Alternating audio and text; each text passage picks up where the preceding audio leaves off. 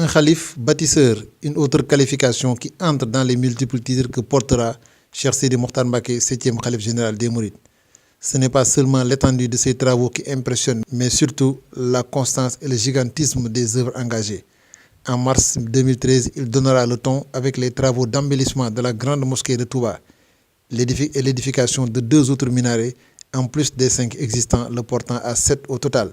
L'embellissement de l'intérieur de la chaire de l'imam à son lieu de prière, mihrab, sans compter les réfections des extensions, et globalement l'embellissement des minarets et tout ce qui est apparenté, depuis les coupoles et autres attraits. Ces belles mosquées, construites à Kër Ngana, Tanim, à Touba, Guy Mbind, lui voudront sans doute le palme de bâtisseur de mosquées.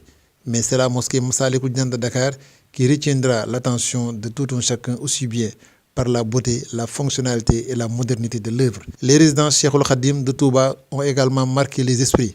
Il donnera l'exemple en débutant la construction d'un bâtiment imposant dans la résidence Darou Manane de Touba, après avoir accéléré la finalisation et la fonctionnalité de la résidence.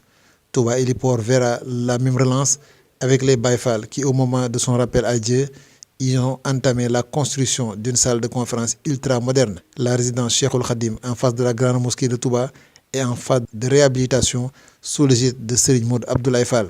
Et ceci sans oublier la résidence Serigne Touba de Tanim qu'il a personnellement engagée, ainsi que Mbacké Bari. L'université Cheikhoul Khadim connaîtra une relance tous azimuts. Cette initiative du 3e khalife général des Mourides, après les premiers bâtiments que Cheikh Abdoul Ahad y a implantés, a connu aujourd'hui de nouveaux bâtiments qui sortiront de terre et d'autres qui attendent. Un bâtisseur également sur les lieux du mouridisme dont Mbacké Kadior. C'est sous ses auspices que le khalife général des Baye Fall entreprend un grand projet de plus de 4 hectares comprenant centres de formation, lieux de ziara et autres annexes qui conservent ce lieu mémoire très important connu sous le berceau du mouridisme. Une cité qu'il a modernisée par les infrastructures, la voirie, la santé, les forages, l'électrification et surtout l'urbanisation galopante.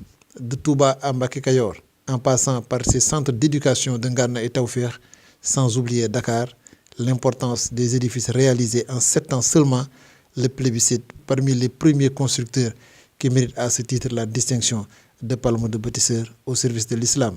Si tout le monde retient de lui un soufi, un rassembleur de la Oumma, un pieux imam et un travailleur infatigable au service de Borom Touba, la postérité retiendra également de lui un grand bâtisseur.